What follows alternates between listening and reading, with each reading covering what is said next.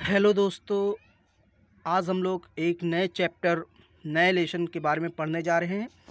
Class 10th के UP board में ये आता है और यहाँ से लॉन्ग क्वेश्चन पूछे जाते हैं, शॉर्ट क्वेश्चन पूछे जाते हैं। मैंने आपको जो पहला लेसन था, यानी कि अगर हम बात करें तो द इंचेंटेड पूल, उसे मैंने पढ़ा दिया था और उसके 4 पार्ट हैं, आपको वहाँ देखना है।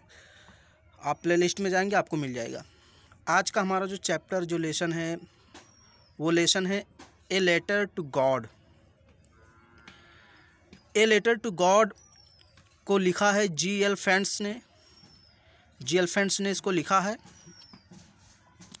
और अगर हम इसके हेडिंग पर जाएं या जो इसका लेसन का नाम है उसे देखें तो क्या है वास्तव में, ए लेटर टू गॉड, ईश्वर को एक पत्र, यानी ईश्वर के नाम का पत्र, ईश्वर को एक पत्र, a letter to God. Okay, तो हम आइए थोड़ा सा इस लेसन के बारे में पढ़ेंगे, समरी देखेंगे, उसके बाद हम टेक्स्ट का अध्ययन करेंगे। तो चलिए हम लोग पहले थोड़ा सा समरी देख लेते हैं। ये आप देख सकते हैं, ये हमारे जी.एल. फेंट्स साहब हैं। ओके, और आइए हम थोड़ा सा अबाउट द लेसन पढ़ लेते हैं, उसके बाद हम लोग टेक्स्ट पर ध्यान देंगे। Lencho, a hard working farmer, lived in a valley on the top of low हिल।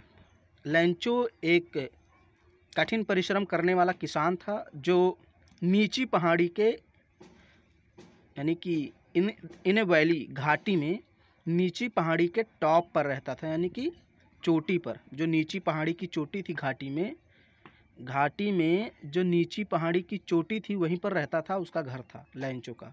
तो वही कह रहा, Lencho a hard working farmer lived in A valley, एक घाटी में रहता था, ऑन द टॉप, चोटी पर, ऑफ ए लो हिल, नीची पहाड़ी के चोटी पर, घाटी में वो रहता था। One morning he faced rain due to severe snowfall resulting total damage of his crops. एक बार उसने एक कठिन समस्या का सामना करना पड़ा। हुआ क्या, स्नोफॉल हो गया, बहुत ज़्यादा स्नोफॉल हुआ, बहुत भयंकर बारिश हुई और उसका परिणाम ये हुआ कि उसकी सारी फसल डैमेज हो गई, बर्बाद हो गई। ही टर्न टू गॉड, उसने गॉड की तरफ देखा, मुड़ा, इन डिस्ट्रेस, दुख में, and wrote letter asking him to send money, और उसे पत्र लिखा कि मुझे कुछ पैसे चाहिए, भेज दो। A postman saw the letter, एक पोस्टमैन उस लेटर को देखता है जो ईश्वर के नाम का था, and took it to the postmaster, और उसको पोस्ट मास्टर के पास ले जाता है।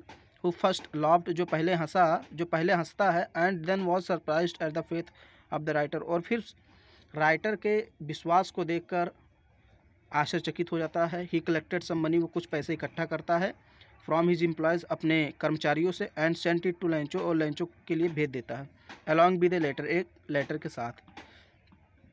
When Lencho got the letter, जब लेंचो को लेटर मिलता है विद मनी, पैसे के साथ, एंड काउंटेड इट लेस, तो उसे गिनता है और कम पाता है। ही फेल्ट फ्यूरियस, तो उसे थोड़ा सा झंझाट महसूस होती है, थोड़ा सा गुस्सा हो जाता है।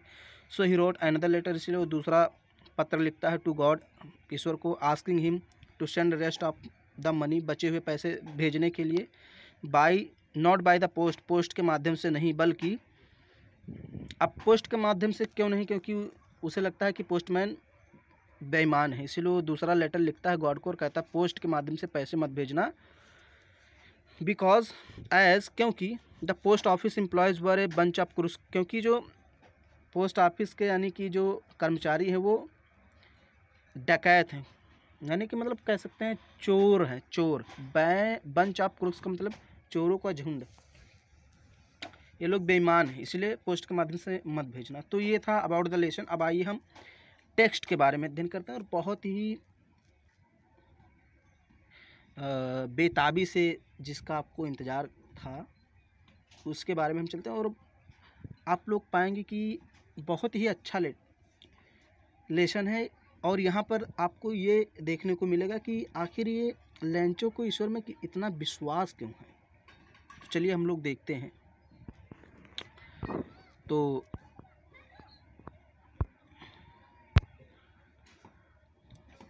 द हाउस, यानी घर जिसमें लैंचो रहता था, वही कह रहा है वो हाउस जिसमें मतलब लैंचो रहता था। The house the only one in the entire valley.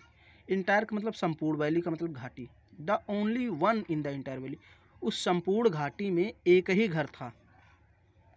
Set on the crest of low hill, जो नीची पहाड़ी के क्रेस्ट पर यानी टॉप पर स्थित था। सैट का मतलब, सैट ऑन का मतलब स्थित था, on the crest of low hill, नीची पहाड़ी के चोटी पर। क्रेस्ट का मतलब टॉप, आप टॉप भी कह सकते हैं या फिर चोटी को क्रेस्ट भी कह सकते हैं, दोनों का मतलब टॉप या क्रेस्ट एक ही होता है, चोटी।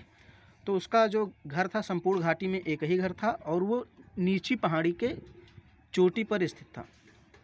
फ्रॉम दिस हाइट, यहाँ हिज लिखा हुआ है दोस्तों, तो यहाँ पर दिस होना चाहिए।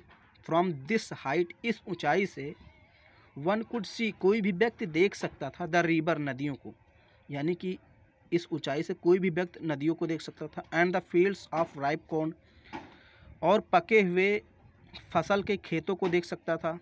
डॉटेड विद द फ्लावर्स, और बीच बीच में डॉट डॉट करके जो फ्लावर्स लगे हुए थे उन्हें भी देख सकता था। दैट ऑलवेज प्रॉमिस, जो हमेशा वादा करते थे, ए गुड हार्वेस्ट, एक अच्छी फसल का, मतलब जो फ्लावर्स लगे हुए थे वो संकेत देते थे, वादा करने का मतलब संकेत देते थे कि इस बार अच्छी फसल होगी, तो आप उन सबको देख सकते थे। द ओनली थिंग, केवल एक ही चीज, द अर्थ नीडेड, पृथ्वी को आवश्यकता थी, यानी जो भूमि थी, जो पृथ्वी थी, उसको केवल एक ही चीज़ की आवश्यकता थी, वॉज ए डाउनपोर और at least A shower. Was a downpour, downpour का मतलब होता है मूसलाधार वर्षा, वो क्या चीज़ थी, मूसलाधार वर्षा, और एटलीस्ट शावर, या कम से कम एक बौछार। पृथ्वी को एक ही चीज़ की आवश्यकता थी और वो कौन सी चीज़ थी, डाउनपोर वर्षा, या तो मूसलाधार वर्षा हो जाए, और एटलीस्ट शावर, या फिर कम से कम एक बौछार ही हो जाए, बहुत ज़्यादा ना बरसे लेकिन छींटे ही पड़ जाए तो फसल और अच्छी हो जाती। तो एक ही चीज़ उसमें आवश्यकता थी। Throughout the morning, throughout का मतलब पूरी सुबह। Throughout the morning Lencho who knew his fields intimately, पूरी सुबह लैंचो ने, who knew his fields intimately, जो अपने खेत को बहुत ही घनिष्ठता से, बहुत नज़दीकी से जानता था। हैड डन नथिंग, कुछ नहीं किया था। Else but seen the sky towards the north east, उत्तर पूरब में आसमान में बादलों को देखने के सिवाय उसने कुछ नहीं किया था। पूरी सुबह उसने कुछ नहीं किया सिवाय उत्तर पूर्वी आसमान को देखने के, मतलब सिर्फ वो उत्तर पूर्वी, नॉर्थ ईस्ट, उत्तर पूर्वी जो स्काई था, आसमान को देखा और कुछ नहीं किया। हैड डन नथिंग, कुछ नहीं किया था। एल्स बट सीन, एल्स का मतलब, एल्स बट का मतलब के सिवाय, बट सीन देखने के, द स्काई मतलब आसमान को, टुवार्ड्स की ओर, द नॉर्थ ईस्ट उत्तर पूरब की ओर, यानी उत्तर पूरब की ओर आसमान को देखने के सिवाय ही हैड डन नथिंग, उसने कुछ नहीं किया था, केवल उत्तर पूरब की ओर देख रहा था कि कब बारिश हो जाए। Okay, now we are really going to get some water women, उसने अपनी पत्नी से कहा, यानी अपनी औरत से कहा, now we are really going to get some water, अब लगता है हमें सच में थोड़ा सा पानी मिलने वाला है, मतलब उसे लगा कि शायद अब बारिश होने वाली है, तो उसने अपनी पत्नी से कहा, now we are really going to get some water women, अब शायद हम लोग थोड़ा पानी पाने जा रहे हैं, यानी कि वर्षा होने जा रही है। द वुमेन, औरत, हु वॉज प्रिपेयरिंग सपर, सपर का मतलब होता है दोस्तों रात का भोजन, प्रिपेयरिंग का मतलब होता है बनाना, तैयार करना, तो हु वॉज प्रिपेयरिंग सपर, जो रात का भोजन बना रही थी, रिप्लाइड, उत्तर दिया, वो औरत जो रात का भोजन बना रही थी उसने उत्तर दिया, यस, हाँ, गॉड्स विलिंग, यदि गॉड ने चाहा तो, यदि गॉड की इच्छा होगी तो, उसने कहा। जब लैंचो ने कहा अपनी पत्नी से कि आज शायद सच में वर्षा हो जाएगा, तो उसने कहा उसकी पत्नी ने कि हाँ, अगर गॉड ने यानी ईश्वर ने चाहा तो। The older boys were working in the field, जो बड़े लड़के थे, ओल्डर का मतलब जो थोड़े से बड़े हो गए थे, वे लड़के वर वर्किंग काम कर रहे थे, इन द फील्ड खेतों में, जो बड़े लड़के थे वो खेतों में काम कर रहे थे। वाइल द स्मॉलर वंस, जबकि जो छोटे थे, वर प्लेइंग, खेल रहे थे, नियर द हाउस, घर के पास, यानी घर के पास में ही खेल रहे थे। Until the women call to them all, जब तक कि औरत ने उन सबको बुला नहीं लिया, कम फॉर डिनर, कि डिनर के लिए आओ। वे लोग तब तक काम करते रहे और खेलते रहे जब तक कि उस औरत ने उन सबको बुला नहीं लिया, ये कहते हुए कि कम फॉर डिनर, आओ और खाना खाओ। It was during the meal, ये भोजन का ही समय था। मील का मतलब भोजन। It was during the meal, ये भोजन का समय था।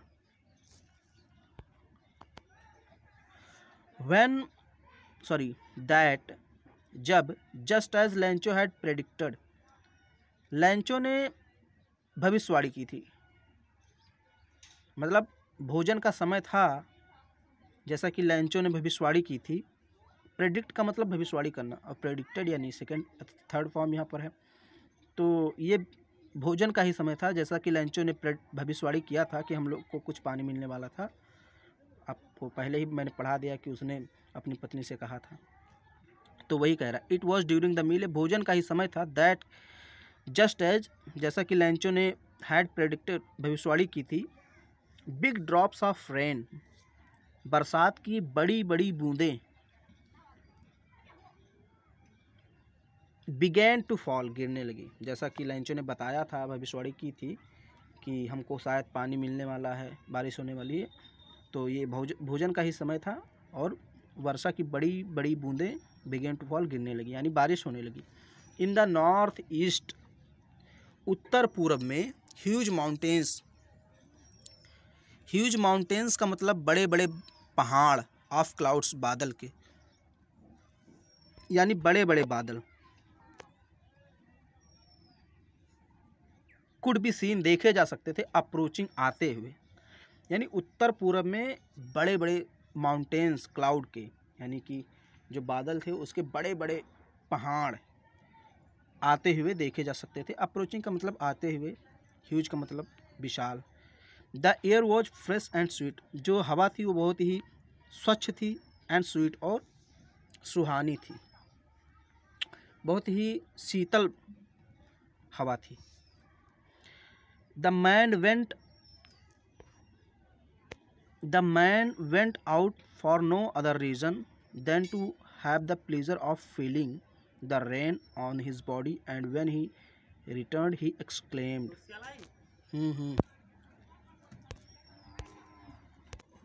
ओके दोस्तों, तो ये वीडियो हम लोग यहीं पर रोकते हैं। इसके बाद हम लोग नेक्स्ट पार्ट में अध्ययन करेंगे, और यहीं इतना ठीक होगा क्योंकि बहुत ज़्यादा लंबा वीडियो नहीं चाहिए। धन्यवाद।